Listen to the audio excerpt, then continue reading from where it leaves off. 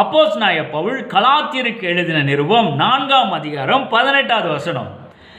நல் விஷயத்தில் வைராக்கியம் பாராட்டுவது நல்லதுதான். அதை நான் உங்களிடத்தில் இருக்கும் பொழுது மாத்திரம் அல்ல, எப்பொழுதும் பாராட்ட வேண்டும்.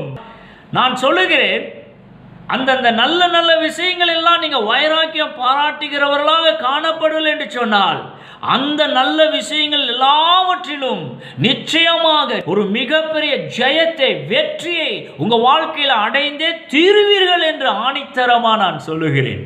ஏன்னா அந்த வெற்றியை, ஜெயத்தை உங்களுக்கு கொண்டு வந்து சேர்க்கிறது எது தெரியுமா?